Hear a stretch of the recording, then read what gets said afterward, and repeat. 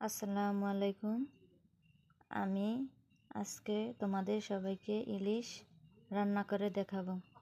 এজন্য দেখো অনেক সুন্দর সুন্দর দুটি তাজা ইলিশ নিয়েছি। ইলিশগুলো দেখতে অনেক সুন্দর, এমনকি ইলিশগুলো মোটামুটি তাজা।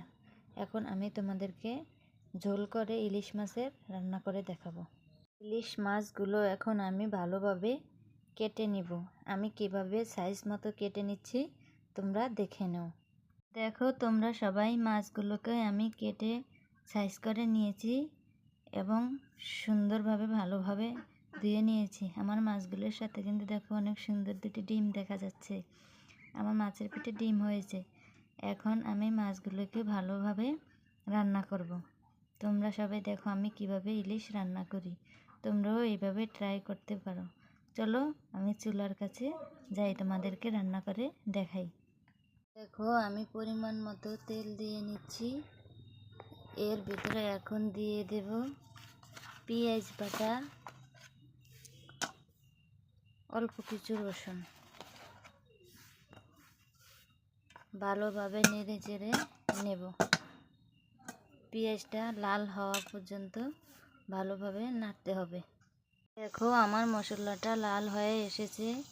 এ পর্যায়ে আমি কষানোর জন্য মাছটাকে এর সাথে মিশিয়ে দেব একটু পানি, যাতে মশলাটা পুড়ে না যায়।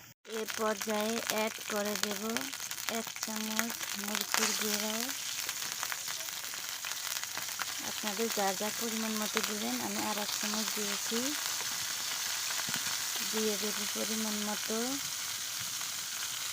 লবণ, দিয়ে দেব পরিমাণ মতো হলুদ গুঁড়ো। সব মশলাগুলোকে ভালোভাবে কষিয়ে নেব। এখন ভালোভাবে নেড়ে চেড়ে কষিয়ে নেব।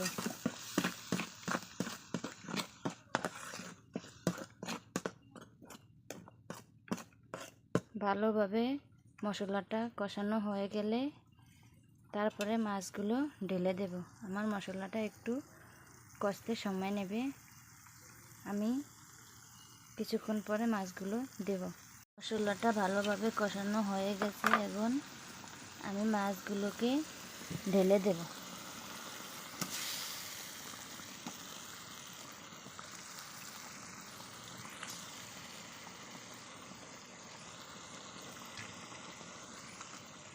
পাশে দিয়ে ডিমগুলোকে দিয়ে দেব এবং ভালোভাবে নেড়ে দিতে হবে।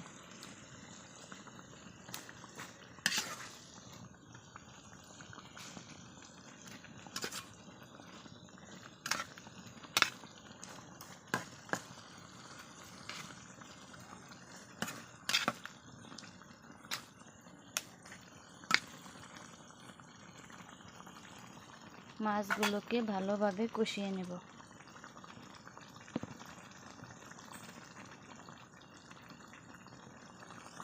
আমার মাছগুলো ভালোভাবে কষানো হয়ে গেছে।